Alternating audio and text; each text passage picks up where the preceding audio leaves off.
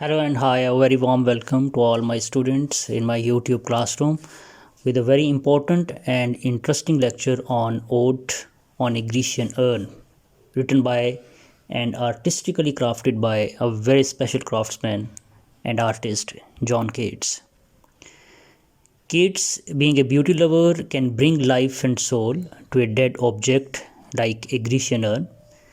Keats has been able to highlight his philosophy of beauty and truth in this ode.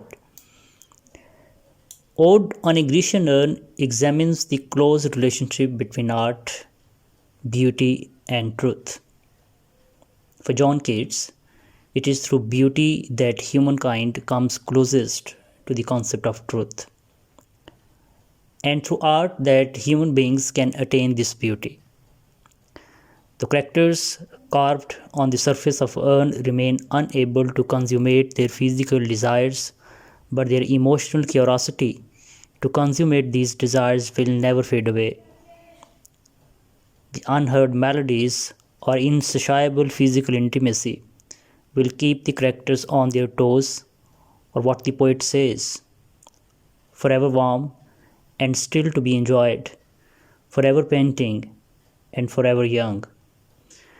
Arguably, Ode on a Grecian Urn is the most celebrated ode written by John Keats. Let's analyze the text of this mesmerizing ode to get the better literary relish. Ode on a Grecian Urn by John Keats, first stanza. Thou still unravished bride of quietness, thou foster child of silence and slow time. So there are two characters basically. The one is an addresser and the other is addressee. एक inspirer है और दूसरा जो कि inspire कर रहा है. एक इम्पिटस को रिसीव कर रहा है और दूसरा सोर्स ऑफ इम्पिटस है. So this is basically one-sided imagination of a person about a dead object. And what is that dead object? That is Grecian urn. तो Grecian urn को एड्रेस करते हुए कीट्स क्या कहता है? Thou still unravished bride of quietness. That this urn is something very special. It is untouched by the outside noise of the world. Word क्या use करता है? Unravished bride, untouched bride, that has not been touched. अच्छा, और bride का groom, quietness, silence, that it is safe from the outside world's noise. The foster child of silence and slow time, and it is the adopted and the foster child of two things. What are those two things? Silence and slow time. Slow time indicating this fact कि वक्त ने इसके ऊपर कंधा चीज़ों को हमेशा के लिए महफूज कर दिया. And it is having a prolonged history. जब आप कीट्स के हेलेनिज्म की बात करते हैं, जब आप ये कहते हैं that Keats is classic among romantic, so it is simply because of this fact that he is having deep interest in Greek culture and art. As Keats is a lover of beauty like all the romantic writers, so anything that is beautiful, that is bound to create a kind of appeal and attraction for John Keats. आप earn की example ले लें, इस खूबसूरत was की example ले लें, इस मार्बल मेड वाज, और उसके ऊपर डिफरेंट किस्म की चीज़ें जो हैं उनको कार्व आउट किया गया है. यकीनी तौर के ऊपर किसी आर्टिस्ट ने ही किया होगा. अब एक और आर्टिस्ट, इससे पहले जो आर्ट क्रिएट किया गया है उसमें लफ्ज़ों का रंग भरने जा रहा है. एक कहानी जिसका स्केच बना हुआ है, उसके किरदारों को after so many years, after so many centuries उनको ज़िंदा करने जा रहा है. तो सबसे पहले तो एड्रेस करता है वास को, और क्या चीज़ें एट्रीब्यूट करता है उसके साथ? Thou still unravished bride of quietness. You are the bride of quietness, bride of silence, untouched by noise, the foster child of silence and slow time. दो चीज़ों को फर्दर उसके साथ एट्रीब्यूट करता है, silence and slow time. So slow time is indicating this fact, time को आप रोक नहीं सकते ना, टाइम तो एक अपनी रफ्तार से चलता रहेगा. But this vase has been able to face the ravages of time successfully, and it is still very much protected, still unharmed, still not broken, still having a history upon itself. तो ये एक ख़ास दौर को indicate कर रहा है, एक ख़ास पीरियड को इंडिकेट कर रहा है, ये एक ख़ास वक्त की जो हिस्ट्री है ये उसको रिवील कर रहा है, इंडिकेट कर रहा है. पढ़ते हुए आपने अपने जहन के अंदर फोर्थ सेमेस्टर में हमने जब डिफरेंट थ्योरीज़ को, मूवमेंट्स को हम पढ़ रहे थे, तो आपने एक मूवमेंट को पढ़ा था न्यू हिस्टोरिकिज्म, जिसमें हमने एक रिलेशन को अंडरस्टैंड करने की कोशिश की थी, the relation between text and history and text, the textuality of the history and the historicity of the text. तो इस मूवमेंट को आपने अपने जहन के अंदर थोड़ा सा रखना है और हम देखेंगे कि किस तरह से हिस्ट्री यहाँ पर एक नए वक्त के अंदर, नए वक्त से मेरी मुराद जॉन कीट्स का वक्त है, द रोमांटिक एरा, हिस्ट्री अपने आप को किस अंदाज से रिवील करती है in new times, the times of romanticism of course. कुछ फर्दर चीज़ें उसके साथ एट्रीब्यूट करते हुए, sylvan historian who canst thus express a flowery tale more sweetly than our rhyme. Sylvan historian, it is having a history, a prolonged history. So that is why he is giving him further attributes, calling him Sylvan historian. Sylvan means the woods, forest. Who can thus express a flowery tale more sweetly than our rhyme, and you only can express the tale more beautifully than my rhyme. कि जो एक carved out art है, ये चीज़ों को ज़्यादा खूबसूरत अंदाज से बयान करता है एक राइम की निस्बत, लफ्ज़ों में लिखी हुई चीज़ से भी ज़्यादा. तो कीट्स यहाँ पर अपनी पोइट्री या पोइट्रिक टैलेंट से ज़्यादा उस मुसव्वर को अप्रिशिएट करने की कोशिश कर रहा है, उस क्रिएटर को अप्रिशिएट करने की कोशिश कर रहा है, the one who has created this vase, और the one who has carved out those pictures on the surface of this vase. What leaf-fringed legends haunts about the shape of our deities or mortals or of both. अब आहिस्ता आहिस्ता ना वो उन चीज़ों को अनरेवल करेगा Keats यहाँ पर, जो उसके ऊपर बनी हुई चीज़ें हैं उनको काउंट भी करते आइएगा, साथ साथ आप अंडरस्टैंड भी करते आइएगा. And we will try to understand what type of artistic shapes this vase having on its surface. So पहला क्वेश्चन, अब क्वेश्चन का जवाब एक बेजान, एक इनएनिमेट चीज़ तो नहीं दे सकती, ठीक है. क्वेश्चन का जवाब जो है वो कौन सी चीज़ दे सकती है, ठीक है, जो कि लिविंग बीइंग हो सकती है. तो यहाँ पर वो खुद ही सवाल करेगा और खुद ही उन सवालों के जवाबों को रोमांटिसाइज करेगा, ठीक है.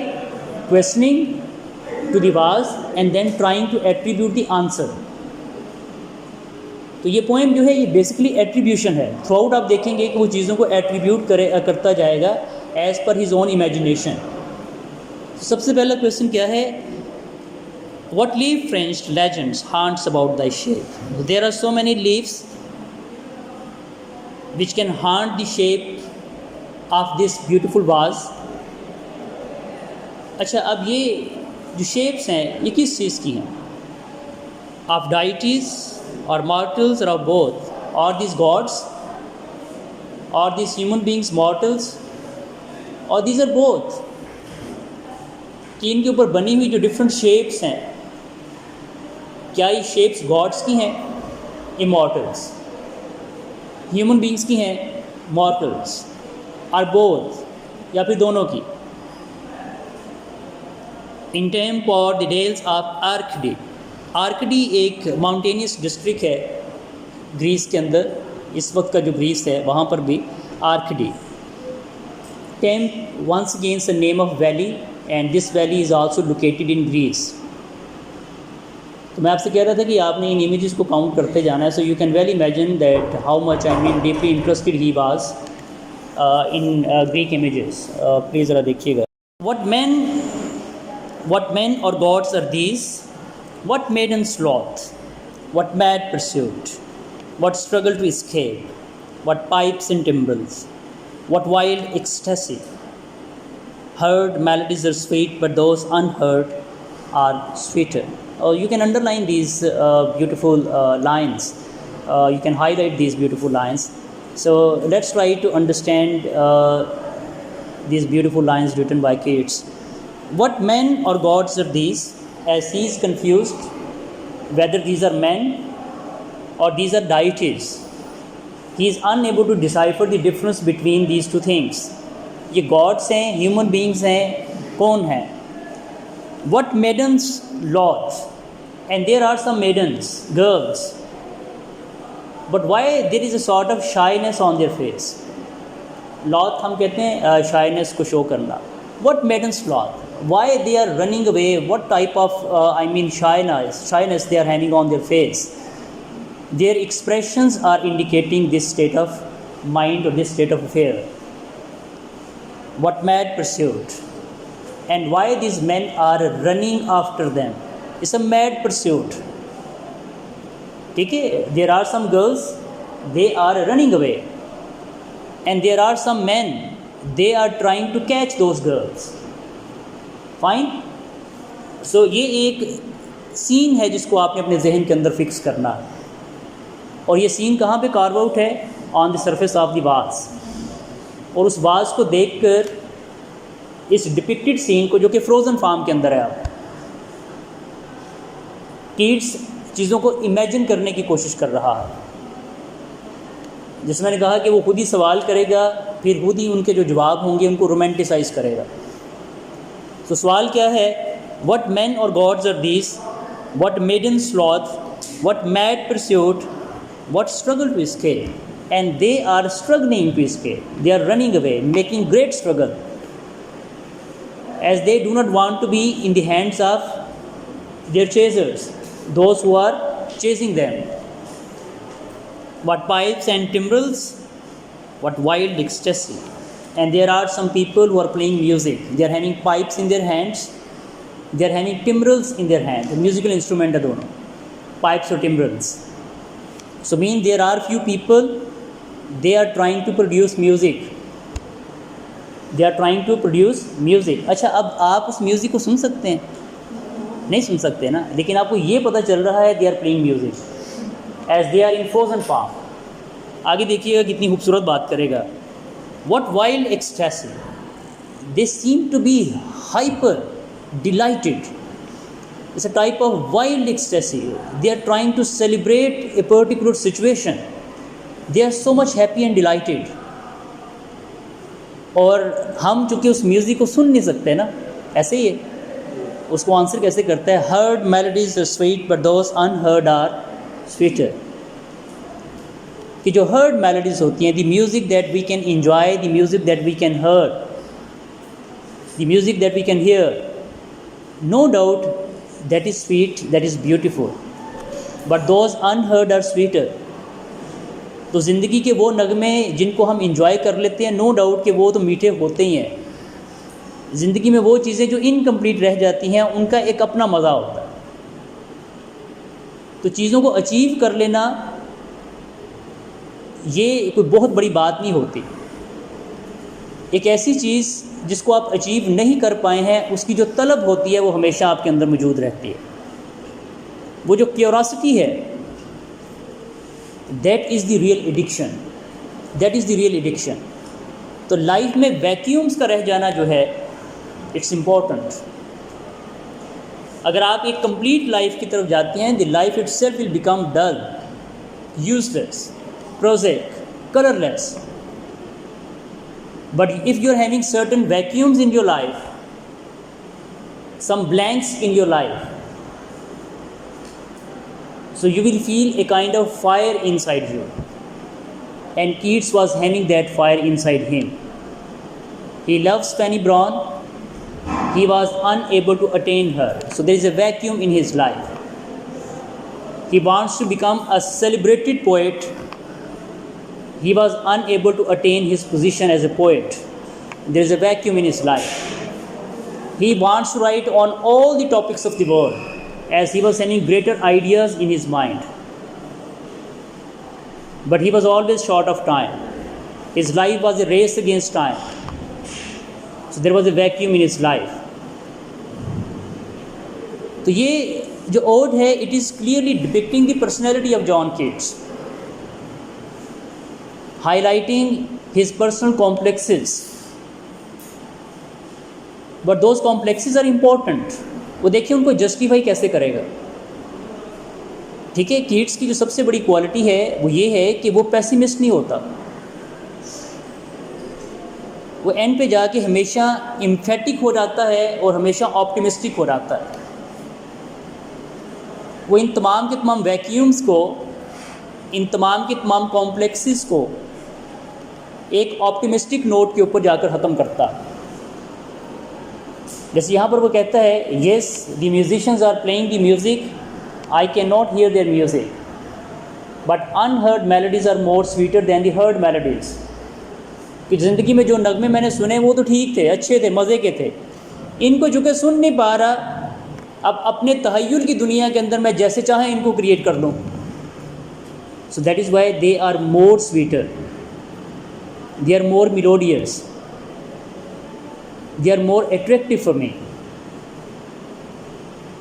Therefore, ye soft pipes play on, not to the sensual ear, but more endeared pipe to the spirit ditties of no tone. So that is why you pipers play on, encourage करता है. वो जो dead objects हैं encourage करता है, play on. वो कब से इस पोजीशन के अंदर फ्रोज़न फार्म के अंदर है, carry on. Why they should carry on? Not to the sensual ear, not for my ear, my sensual ear, for the mortal ears, but more endeared pipe to the spirit ditties of no tone. But you should produce songs which are having no more tones.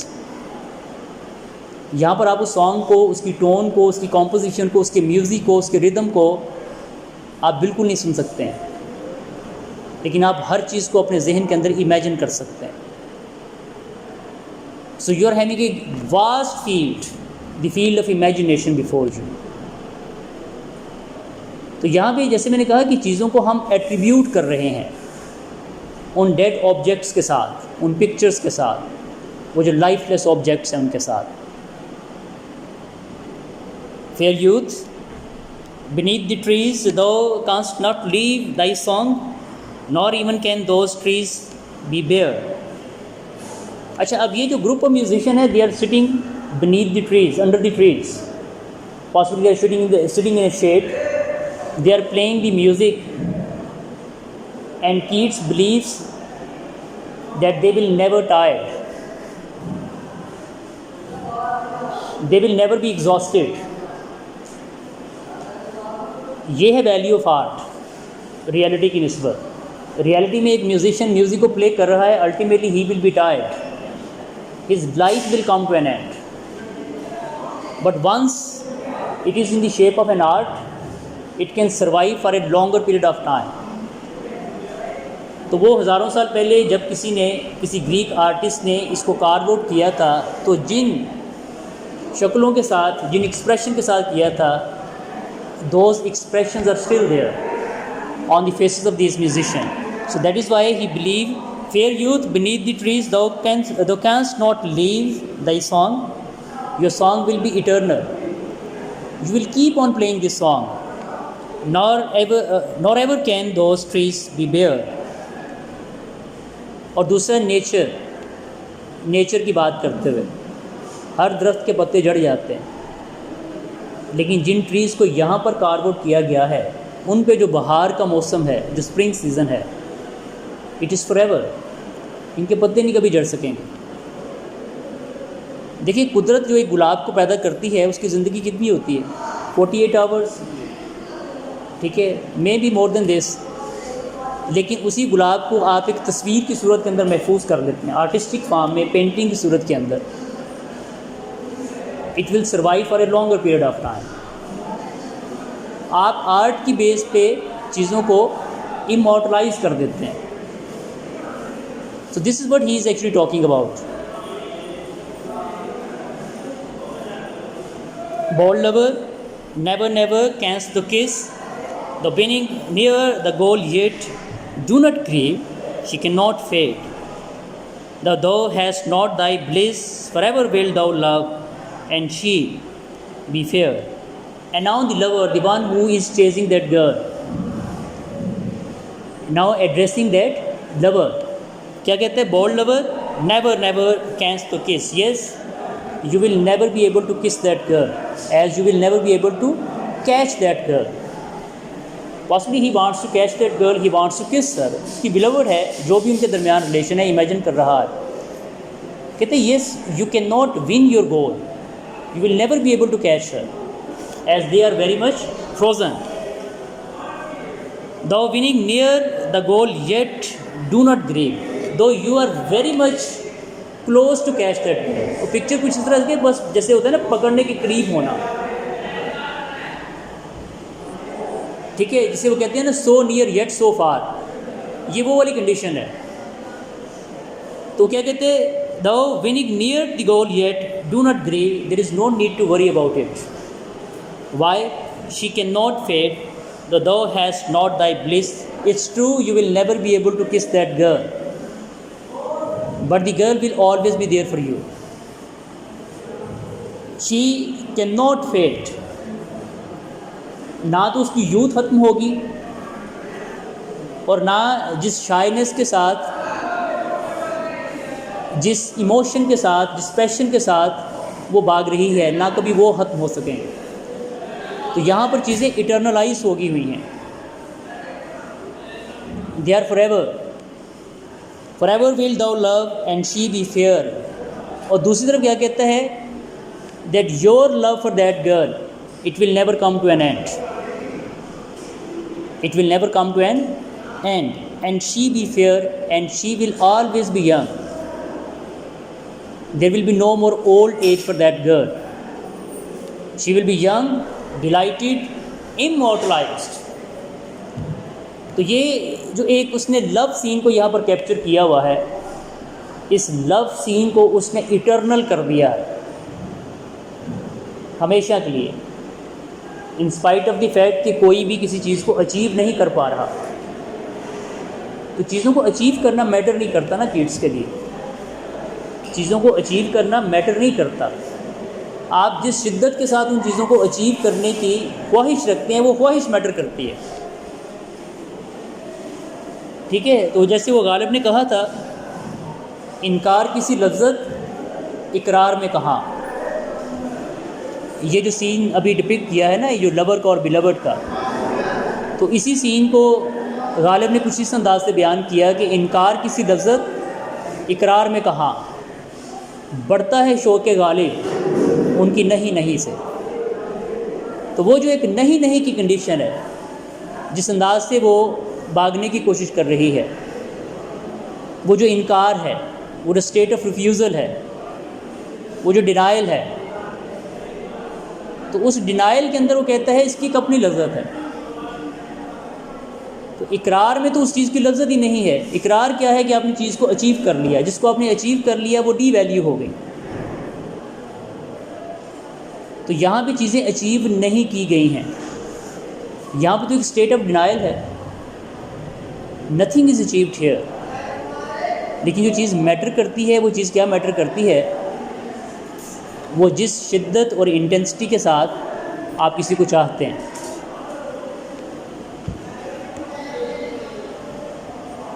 तो वो intensity जो है ना, वो ख़त्म नहीं होगी। वो एक शायर था, उसने कहा, मैं जब भी तुझसे मिला जैसे पहली बार मिला, मैं जब भी तुझसे मिला जैसे पहली बार मिला, बड़ा सुरूर मुलाकाते गा बगा में है। ये जो गाहे बगाहे की मुलाकात है ना, इसका एक अपना सुरूर होता है। कि आप जब भी मिलें आप इस चीज़ को रियलाइज़ करें that this is for the first time. तो ये एक ऐसी सिचुएशन है कि जिसमें जो इंटेंसिटी ऑफ इमोशंस है वो कभी सबसाइड नहीं होंगे, they will be forever. Moving towards the third stanza. Ah, happy, happy boughs that cannot shed your leaves, nor ever bid the spring adieu, and happy melodist unwearied, forever piping songs, forever new. Now talking about the boughs of the trees, the leaves, the branches of the trees, कि इन पे जो बहार का मौसम उसने depict कर दिया है, ये एक ऐसी बहार है जिसको ज़वाल नहीं है, इट विल बी फॉरएवर। ना ये पत्ते कभी जड़ सकेंगे, ना इन पे कभी ख़ज़ां का मौसम आ सकेगा। तो आर्ट ने जो चीज़ों को परमानेंस दी है, ये एक ऐसी परमानेंस है, it will be forever. And happy melodist unwearied forever piping songs forever new. और वो जो ऊपर मेलोडीज को प्रोड्यूस कर रहे हैं musician, band of musician, they will never feel tired, they will always be fresh. तो उनकी जो फ्रेशनेस है it will never come to an end. More happy love, more happy love, forever warm and still to be enjoyed. This love, it will be a happy love, delighted love, full of warmth, full of passion, and still to be enjoyed. And still to be enjoyed. कि एक चीज़ जिसको achieve भी नहीं किया, enjoy भी नहीं किया, जैसे मैंने कहा सो नियर येट सो फार, और जैसे वो बिल्कुल पकड़ने के करीब है, inches away, but still that girl is miles away from him, possibly he will never be able to touch that girl, but intensity of emotions will always be there. Forever painting and forever young, all breathing human passions, far above, that leaves a heart high, sorrowful and cloyed, a burning forehead and a parching tongue. You will never be fed up from that girl. आप किसी चीज़ को achieve करते हैं, उसके बाद कुछ वक्त गुजरता है, आहिस्ता आहिस्ता, जैसे मैंने कहा कि उस चीज़ जो होती है वो डी वैल्यू होना शुरू हो जाती है, आप उकताना शुरू हो जाते हैं, आप फेड अप हो जाते हैं किसी भी चीज़। आप कीमती से कीमती मोबाइल ले लेते हैं, आप उसको इस्तेमाल करते हैं, महीना दो इस्तेमाल करते हैं, उसके सारे फंक्शंस को आपको पता चल जाता है, फिर उसकी वो वैल्यू नहीं रहती है। ठीक होगी बात। और अगर आप कभी उस मोबाइल को ख़रीद ही ना सकें तो आपके अंदर एक वो जो तिश्नगी होगी ना उस चीज़ को हासिल करने की, वो हमेशा ज़िंदा रहेगी। उस तिश्नगी का बाकी रहना, उसका ज़िंदा रहना, ये इम्पॉर्टेंट है। वो एक फोर्स ऑफ इम्पिटस है, वो है fire. That fire must remain inside you because that is the reason to live. And this is the thing that makes Keats highly optimistic writer. That in spite of the fact that his hands are blank, he has nothing, and still he is so much confident. Confident about what? About the intensity of his emotions. That whether I will be able to achieve my beloved or not, but my love for her will always be there, and this is the greatest reason for him to live. This is the greatest reason. तो चीज़ों को वो इस अंदाज से define करता है, ये इसकी सबसे बड़ी क्वालिटी है कि वो पेसिमिस्ट नहीं होता, in spite of the fact he was having all the reasons of the world to become a pessimist writer, but he isn't.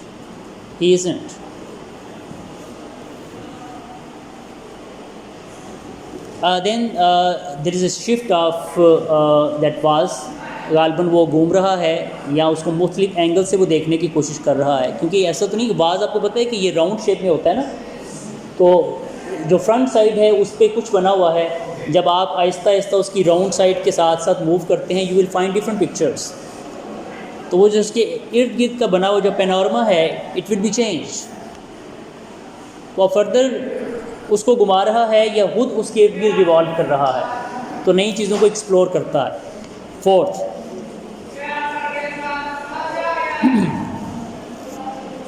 who are these coming to the sacrifice? What green altar, O mysterious priest, leadst thou that heifer lowing at the skies, and all her silken flanks with garlands dressed. Now this is a different type of scene. There is a priest, there is a heifer, there is a priest, there is a heifer. The heifer is fully garlanded. जैसे हम नहीं कुर्बानी करते ईद के ऊपर, तो वो बकरों को हम वो हार वगैरह डाल लेते हैं, गार्लेंड्स वगैरह डाल के, फूल शूल उसके ऊपर डाल के, इसको हमने कुर्बान करना है। तो जो कुर्बान करने वाला जानवर होता है वो बड़ा मुक़द्दस होता है, बड़ा स्पेशल होता है। तो सेक्रीफाइस करना for the sake of gods, it is having a very prolonged history. Even Greek culture के अंदर भी ये चीज़ें आपको नज़र आती हैं, सेक्रीफाइस करना एनिमल्स को। तो एक कोई ऐसी ही पिक्चर ऊपर है बनी हुई, देयर इज़ ए प्रीस्ट, लेकिन उस प्रीस्ट के लफ्ज़ इस्तेमाल कर रहा है मिस्टीरियस प्रीस्ट। अब वो जो मिस्टीरियस प्रीस्ट है, वो जब तक हम उस विजुअल आर्ट को देखेंगे नहीं, हम उसको अंडरस्टैंड नहीं कर सकते हैं। कीट्स ने देखा, कीट्स ने देख के जो एक्सप्रेशन लिया उससे, वो ये था कि वो मिस्टीरियस है। अब हम इस बात को कीट्स की नज़रों से देख रहे हैं ना, तो हम भी ये चीज़ मान लेते हैं कि वो जो प्रीस्ट था वो मिस्टीरियस था।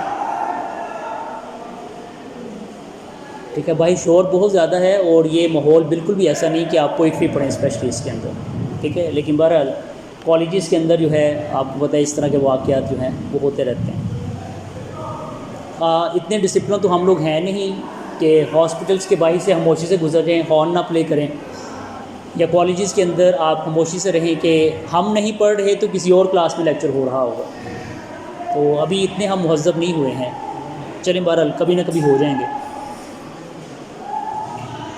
So who are these coming to the sacrifice? So there is a group of people. They are coming to sacrifice an animal,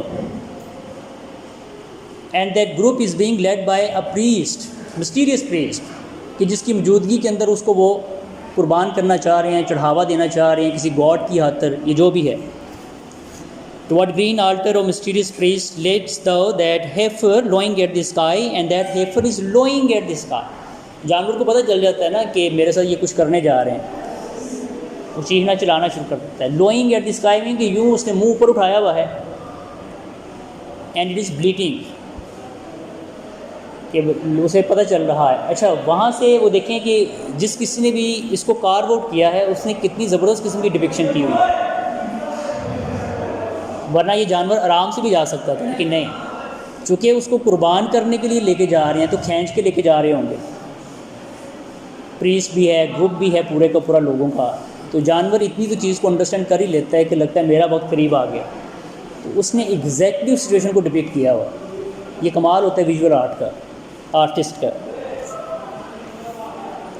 What little town by river or seashore or mountain built with peaceful citadel is emptied of this fog, this pious morn, and little town, thy streets forevermore will silent be, and not a soul to tell why thou art desolate can ever return. And now he is imagining about this town. पहाड़ किसी दरिया के करीब वाक़या ये town है, वो सारा टाउन खाली है। खाली क्यों है? सारे लोग तो चल पड़े हैं। कहाँ चल पड़े हैं? As they want to sacrifice this animal. अच्छा, अब ये उस आल्टर तक कभी पहुँच नहीं पाएंगे, जा रहे हैं ना, उनको उसने फ्रीज़ कर दिया, लेकिन ये कभी वापस भी नहीं जा पाएंगे। Their streets, their homes will be empty forever, desolated forever. और राइटर क्या कहते हैं? There will not even a single soul to tell us the story that why they want to sacrifice that animal. वजह कोई नहीं है कि जो हमें इस चीज़ के मतलब बताएगा, इन्फॉर्म करेगा कि रीज़न क्या हुई थी, ये सारे के सारा देहात क्यों हाली हो गया था। कोई नेचुरल कैलेमिटी थी, प्लेग थी, डिजीज़ थी, और they simply want to make God happy, so that is why they want to sacrifice the animal.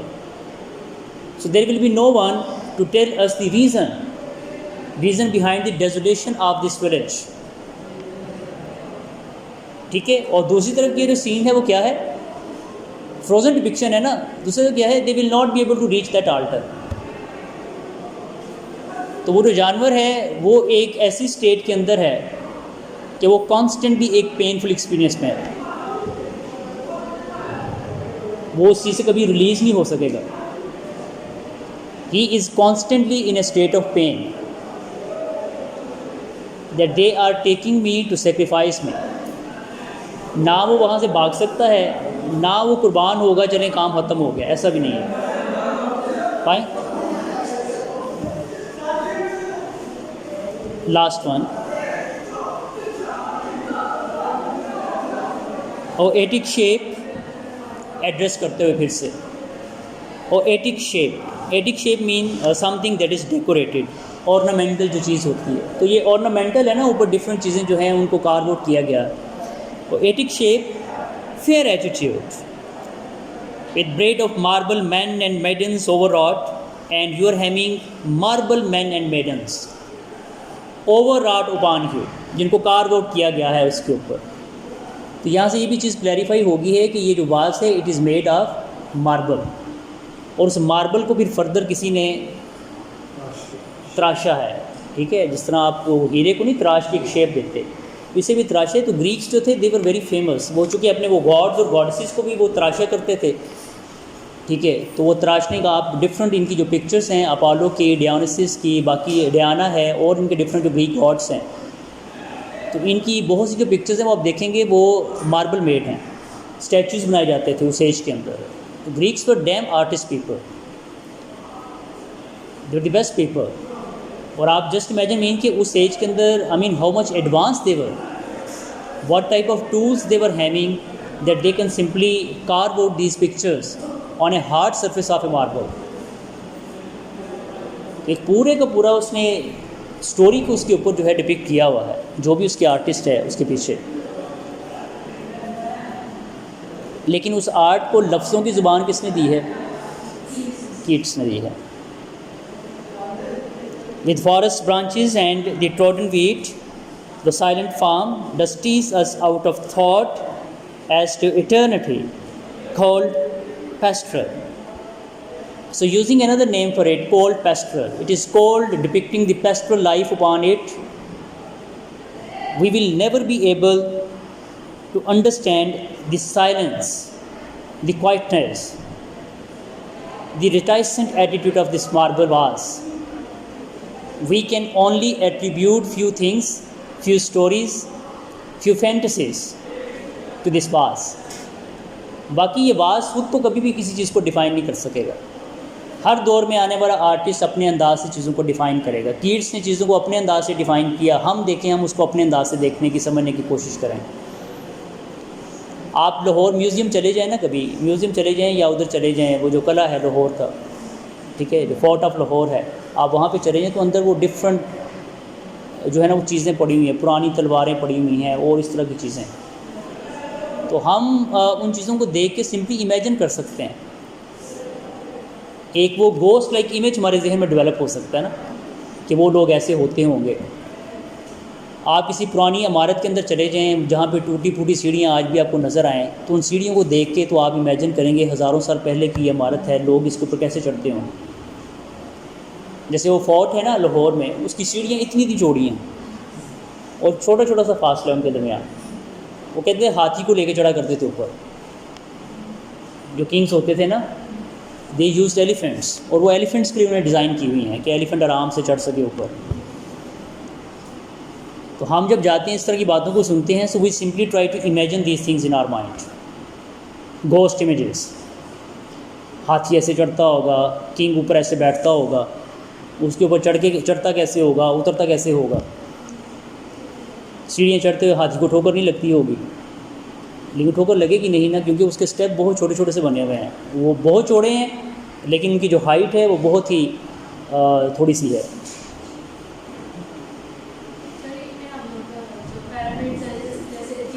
Exactly, yes, exactly. I mean, it's very apt example to quote here. The pyramids of Egypt. आप Cairo में चले जाते हैं, you will find so many pyramids. और जो pyramids हैं basically तो वो I mean वो टॉम्स है ना, वो जो pharaohs थे उनके, तो उनके अंदर जो है I mean they are buried.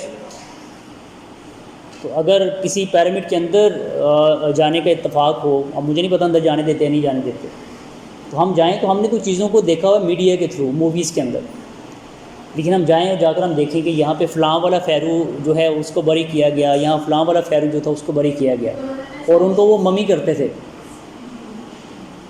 तो हम इमेजिन कर सकते हैं ना वो कैसे होते होंगे, अब अंदर उनकी क्या हालत होती होगी। Exactly, yes. वो पूरी की पूरी कहानी अंदर मेंशन होती है। वो जो इनसाइड द पिरामिड है ना, उस किंग की पूरी जो हिस्ट्री होती है वो उन्होंने कार्व आउट की होती है वहाँ पर। तो ये एक रही है ट्रेडिशन पुराने वक्त के अंदर। वो लोग बड़े एडवांस थे यकीनी तौर के ऊपर।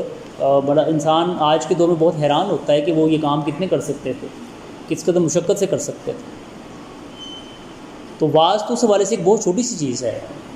तो अगर एक पूरे का पूरा वो जो है जो मज़ोलियम है उसको डिज़ाइन किया जा सकता है इस तरह से, सो वास is nothing basically mean it is just walk in the park. तो आप बड़ी आसानी के साथ कर लेते होंगे जिस तरह के वो आर्टिस्ट थे या जिस तरह का उनका लेवल था आर्ट के हवाले से। So it was pretty easy for them to do all this sort of things.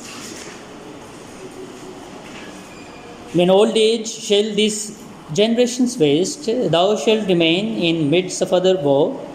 Yes, we will die, we the human beings. Of course, we are not immortals. मुझसे पहले कई जनरेशन कई नस्लें मारी गईं, लेकिन एक चीज़ ने सर्वाइव किया, इस वास ने। आज मेरे वाली जनरेशन ख़त्म हो जाएगी, आर्ट विल सर्वाइव। आने वाले वक्तों में कई जनरेशन जो हैं ये ख़त्म हो जाएंगी, बट आर्ट विल सर्वाइव। ठीक होगी बात? तो आर्ट इटर्नल है, हमेशा के लिए है। आर्टिस्ट ख़त्म हो जाते हैं, क्रिएट करने वाले जो होते हैं।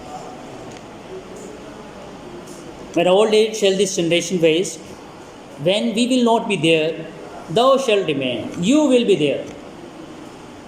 You will always be there. In midst of other woe, yes, there will be problems, misery, griefs, tension, sorrow, fever, fret. But in spite of all these negative tendencies, this vase will be able to survive and face the ravages of time. It will always be there. So this is indicating the superiority of art, basically. The beauty of the art. अच्छा, अब ये survive करके तो क्या करेगा? What type of service it is going to provide for the human beings? तो आगे जाके वो जो कीट्स का फ़लसफ़ा है एस्थेटिक्स के हवाले से, ब्यूटी के हवाले से, उस चीज़ को हम थोड़ा सा अंडरस्टैंड करते हैं। कैसे? Then ours the friend to man to whom thou sayest, yes, we will not be there, but the human beings like us will be there. हम ना होंगे, कोई तो होगा ना। तो वो जो कोई होगा उसे क्या पैगाम दिया जाएगा? On the part of this vase, on the part of this vase, कुछ ना कुछ तो उनको कन्वे करेगा। जैसे आज मुझको ये चीज़ कन्वे कर रहा है, मुझसे पहले वालों को कन्वे की। जब मैं नहीं होऊंगा तो कोई तो होगा, तो वो मैसेज क्या कन्वे करेगा? वो मैसेज ये होगा, beauty is truth, truth beauty, that is all you know on earth and all you need to know. So this is his concept of beauty, that beauty is truth, truth beauty, कि हर वो चीज़ जो खूबसूरत है वो सबसे बड़ी सच्चाई है, और हर चीज़ जो कि सच पर मबनी है वो सबसे बड़ी खूबसूरत चीज़ है। That is all you know on earth and all you need to know. तो ये जो हम सफ़र करते हैं, जो स्पैन ऑफ टाइम है, स्पैन ऑफ लाइफ है, जो हम ज़मीन पर गुजारते हैं, एक चीज़ को अंडरस्टैंड करना चाहिए, और यही चीज़ सबसे इम्पॉर्टेंट चीज़ है। Beauty is truth, truth beauty. This is the only thing that we the human beings must try to learn in our span of life, that beauty and truth they are concomitant, they are interrelated. You cannot bifurcate these two things, because anything that is beautiful, that is full of truth, or anything that is truthful, it is bound to have beauty. तो जैसे वो इंडिमियन के अंदर लिखता है, इसकी poem है, इंडिमियन में वो चीज़ क्या लिखता है? अ thing of beauty is a joy for ever. ये कीट्स का कॉन्सेप्ट है, अ thing of beauty is a joy for ever, कि हर वो चीज़ जो कि खूबसूरत है, ये थिंग ऑफ ब्यूटी थी, ये रिवाज था, and it was a joy for ever. और फिर फर्दर किस में वो लिखता है, हाइपीरियन में लिखता है, when there was a war going on between the Olympians and the Titans, तो ओलंपियंस के मतलब वो क्या चीज़ डिफाइन करता है, first in beauty should be first in might, first in beauty should be first in might. तो ये 3 different references हैं, 3 मुख्तलिफ इसकी जो क्रिएटिव आर्ट्स हैं उनमें से, कि जहाँ से आप कीट्स का जो कॉन्सेप्ट ऑफ ब्यूटी है आप उसको अंडरस्टैंड कर सकते हैं। एक हमने ग्रीशियन अर्थ में पढ़ा, ठीक है, beauty is truth, truth beauty. फिर हमने इंडिमियन की एग्जांपल ली, a thing of beauty is a joy for ever. फिर हम हाइपीरियन में से लाइन को पिक करते हैं, first in beauty should be first in might. Fine. So this is of course the end of this beautiful ode. Now we will move towards its critical study, and I will try to take your questions, and I will try my level best to answer these questions as well. Fine. So please, your questions.